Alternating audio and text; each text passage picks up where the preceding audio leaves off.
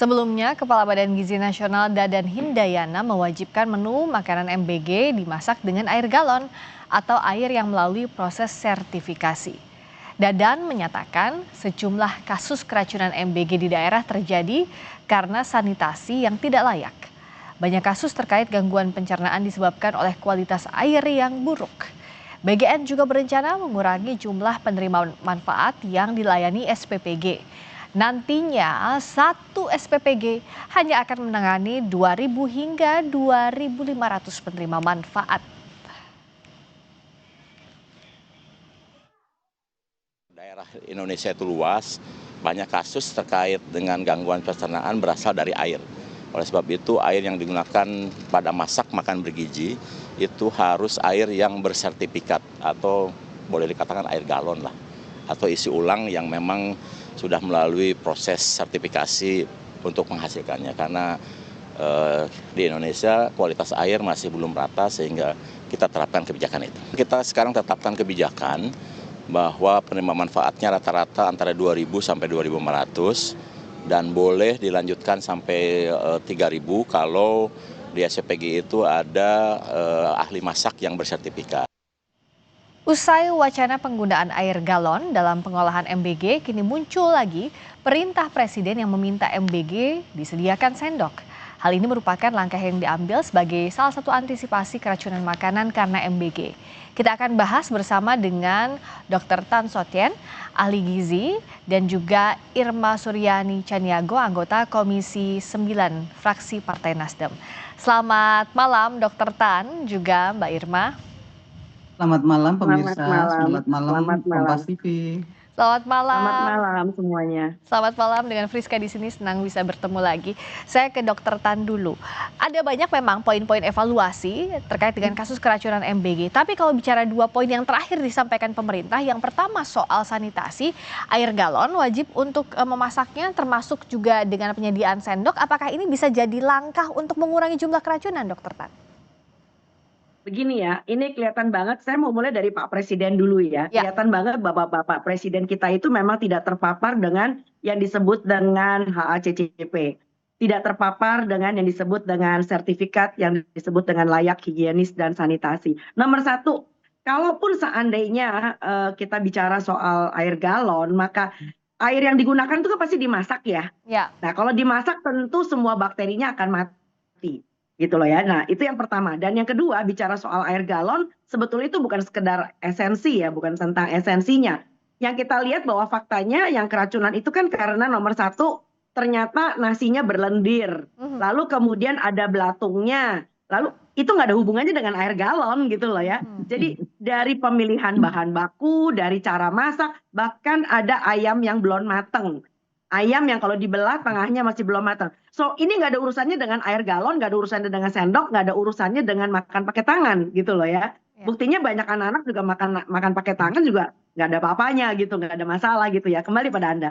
Nah, kalau tata kelolanya berarti yang harus diperbaiki, Dr. Tan. Prosesnya dari mulai bahan baku sampai proses memasaknya harusnya dievaluasi.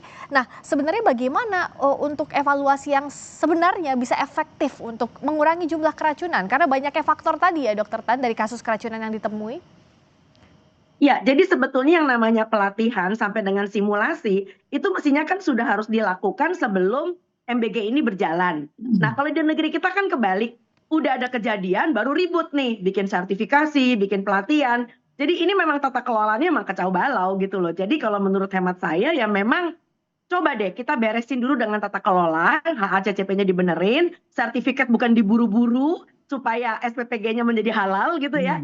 Tapi betul-betul kita menjalankan sesuai dengan aturan yang berlaku. Lalu kemudian monitoring, evaluasi, dan supervisi itu wajib dan harus hukumnya. Karena kita nggak bisa mengandaikan bahwa mereka udah dilatih, apalagi kalau pelatihannya di ruangan hotel, apalagi ruangannya ruangan training, tidak betul-betul hands on gitu ya, nggak betul-betul kita liatin di tempat mereka kerja dan mereka. Jadi ini sesuatu hal yang sifatnya skill tidak sama dengan kognitif. Kalau kognitif bisa lah pelatihannya kita lewat training semacam di hotel, di ruangan seminar. Tapi kalau kita bicara skill, ini ala bisa karena biasa. Kembali pada Anda. Nah, saya akan tanyakan ini ke Mbak Irma. Kalau kalau tadi ada banyak Kan? faktor yang harusnya dievaluasi secara mendalam terlebih dahulu, bukan jalan baru dievaluasi. DPR bagaimana mendorongnya agar, karena ini kan MBG banyak sekali targetnya, jangan sampai ada kasus keracunan lagi. Apa sebenarnya yang harus legowo diterima oleh pemerintah soal evaluasi ini, Mbak Irma? Ya kan dari RDP yang sudah kita lakukan bersama BP POM maupun dengan Kementerian Kesehatan harusnya sudah tahu kan hasil dari RDP itu sudah dijelaskan satu persatu bahkan ya Ya. secara menyeluruh mulai dari ketersediaan air bersih, kemudian SDM yang memang profesional, kemudian orang-orang yang memang paham dengan bagaimana cara melakukan ya, bagaimana cara memanage tata kelola makan bergizi, kan semuanya memang harus dievaluasi secara komprehensif. Ya. Itu yang dilakukan Komisi 9 ketika kami RDP dengan Badan Gizi Nasional gitu. Benar kata Dokter Tan tadi, nggak perlu juga yang namanya sertifikasi itu diburu-buru. Karena saya dari awal sudah menyampaikan bahwa untuk bisa melakukan evaluasi terhadap SPPG, yang pertama lihat dong sanitasinya seperti apa. Kemudian lihat juga bagaimana mereka mengatur ruangan demi ruangan yang ada di dalam SPPG. Contoh, ada ruang penyimpan kering dan ruang penyimpan basah. Ruang penyimpan basah itu kan seperti chiller dan lain sebagainya. Ada nggak itu? Kan seperti itu. Nah, kemudian untuk rak-rak meletakkan food tray itu juga seperti apa. Bahkan sampai sekarang saya masih melihat di daerah saya, di dapil saya, itu food tray yang sudah dicuci itu digeletakin di lantai. Walaupun katanya di lantai itu sudah ada karpet. Menurut saya justru malah nggak bagus diletakkan di karpet. Karena karpetnya bisa jadi banyak Debu, kuman gitu. kuman. Nah, yang begini-begini kan harusnya dievaluasi secara menyeluruh itu bukan sekedar sertifikasinya seperti yang Dokter Tan bilang tadi, saya sepakat sekali. Maka yang harus dilakukan adalah step by step prosedur yang sudah kami sampaikan ketika di RDP itu diikutin gitu loh. Tata kelolanya, prosedurnya itu diikutin. Jadi yang SPPG yang sudah ada, walaupun dia belum terkena masalah atau kasus, Ya. tapi tetap saja prosedur yang sudah kami tetapkan itu harusnya dijalankan gitu loh. Mhm. Itu yang penting, jangan malah sekarang masuk lagi ke air galon. Ini kan business of usual artinya. Gitu loh, bukan perubahan tata kelola yang menuju zero accident gitu ya. Ya. Tapi justru ngambil lagi nih proyek baru gitu loh. Mohon maaf ya. Jadi seolah-olah nih ada proyek baru lagi nih kerjasama Ya. dengan Baik. air galon misalnya begitu. Jangan Yang sampai begini-begini memunculkan proyek baru tapi tidak menyelesaikan masalah yang ada. Nah, berikutnya nggak ya. menyelesaikan, justru ini akan menjadi protes lagi dari banyak Nah, masyarakat. step by Seperti step yang untuk Dokter Tan melakukan bilang, mohon maaf, seperti yang ya. Dokter Tan bilang tadi, bahwa air galon itu kan juga dimasak. Sama kalau kita air biasa pun, kalau airnya bersih dan dimasak, menurut saya juga nggak akan ada problem. Mhm. Gitu. Jadi Nah, bukan di situ masalahnya yang harus dibenerin. agar step by step ke pangkal masalahnya bisa dilakukan dalam waktu cepat, secara bertahap, dari mana kita bisa memulainya? Usai jeda di Sapa Indonesia Malam, kami kembali.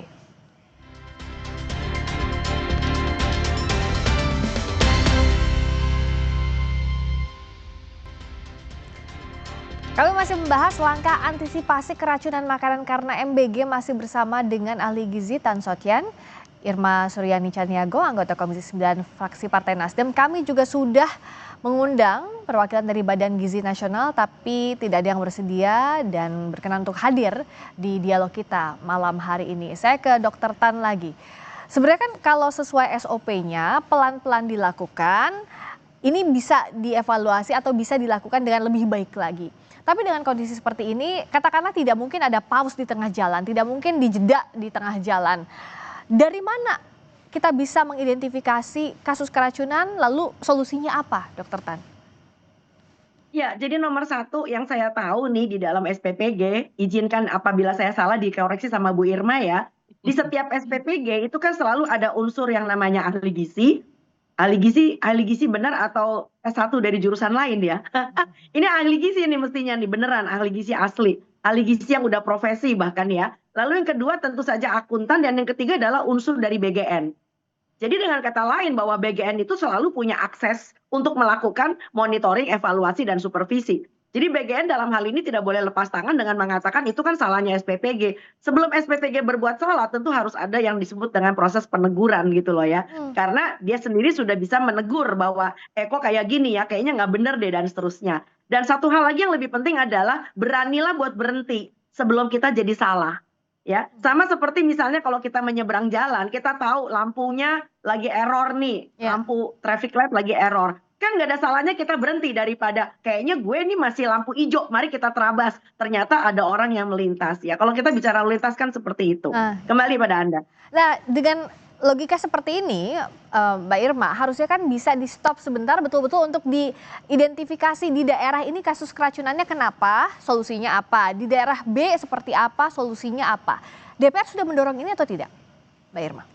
Sudah, jadi kan dari rekomendasi itu juga sudah disampaikan untuk yang melakukan kesalahan-kesalahan dan sudah banyak melakukan kesalahan, di stop dulu, benerin dulu dapurnya, semuanya harus sesuai lagi dengan apa yang sudah menjadi prasyarat, baru boleh melakukan kegiatan operasional lagi. Nah, yang bisa boleh itu harus juga atas persetujuan dari Dinas Kesehatan dan BP POM. Itu kan udah jelas loh rekomendasi dari Komisi 9. Nah, itu yang pertama. Yang kedua, bagi SPPG lain walaupun dia belum melakukan kesalahan, tapi mereka juga harus dievaluasi terkait dengan ketersediaan air bersihnya, kemudian bagaimana ruangan-ruangan yang memang harus dipersyaratkan ada ruangan kering, ada ruangan basah, gitu ya. Kemudian ahli gizinya seperti apa, benar ahli gizi apa bukan, gitu. Saya sih berpikir kalau memang ada ahli gizi, kemudian ada controlling dari BGN di setiap SPPG yang 3 orang itu, saya kok yakin ya nggak akan mungkin ada barang yang keluar dalam kondisi rusak. Itu aja. Itu kuncinya di situ deh, nggak usah jauh-jauh. Kan mereka juga harusnya bisa ngontrol, ini SPPG ini udah sesuai prasyarat apa belum, kan seperti itu. Kalau belum sesuai prasyarat, mereka harus lapor dong ke kareknya gitu. Ya. Ya. Setelah itu kareknya lapor ke BGN gitu. Ini harus di stop dulu gitu. Ya. Mereka harus benerin dulu nih sampai selesai, baru kita akan kasih mereka operasional lagi. Kan seperti itu, nggak ada salahnya kok. Ya. Ya, itu harusnya dilakukan gitu. Nah, ini kan sampai hari ini itu belum dilakukan. Seperti yang saya bilang tadi, di dapil saya masih ada SPPG yang naruh food tray-nya di lantai. Nah, ini Jelas sudah kontaminasinya saya sampaikan tuh sama BGN, ini yang begini harusnya ditegur, harusnya dia punya rak untuk menaruh food tray yang sudah dicuci, ditaruh di rak. Jadi bukan ditaruh di lantai gitu. Ya, tadi Mbak Irma Keringkan, maksudnya dikeringkan di lantai, sudah kering baru ditaruh ditumpuk-tumpuk. Itu menurut saya itu justru sarang-sarang kumannya ada di situ. Ya, tadi Mbak Irma sudah menyampaikan beberapa poin yang harusnya dilakukan sebagai rekomendasi. Terakhir, Dokter Tan, kalau memang mau berbenah, apakah langkah pragmatis itu cukup? Misalnya mengurangi jumlah produksi setiap hari atau masaknya harus di atas jam 2 dini hari, itu cukup atau tidak? Atau ya mau nggak mau ya harus stop dulu seperti tadi Dokter Tan bilang, sambil dievaluasi kalau udah benar baru jalan lagi? Ya, memang itu yang terjadi. Mestinya yang ideal adalah berhenti dulu, benahi dulu, ya. Lalu kemudian keterampilannya dibereskan, baru jalan lagi. Nah, tapi dari yang Mbak Friska tadi ngomong, ada lagi yang lebih unik. Ada supaya untuk menghindari food poisoning tadi, yang dilakukan adalah mengganti makanan basah dengan produk kering UPF. Ini lebih konyol lagi gitu loh. Jadi saya nggak ngerti ya, ini yang disebut makanan bergizi ini maksudnya bagaimana. Jadi jangan sampai masyarakat kita diselewengkan hanya dengan kalori, hitungan yang namanya PES, tapi de faktanya kayaknya nggak karu-karuan gitu loh ya. Jadi jangan kita baru itu saja ya. Ya, jadi secara Kembali pada Anda. Iya, Dokter Rat. Kalau dari awal niatnya baik, implementasinya pun harus baik dan sesuai dengan standar yang berlaku agar sesuai dengan tujuan mulia di awal Betul. untuk perbaikan gizi masyarakat. Terima kasih Dokter Tan Sotyan, ahli gizi. Terima kasih Mbak Irma Suryani Cahyandiago, anggota Komisi 9 Sama-sama. Fraksi Partai Nasdem. Terima kasih, selamat malam.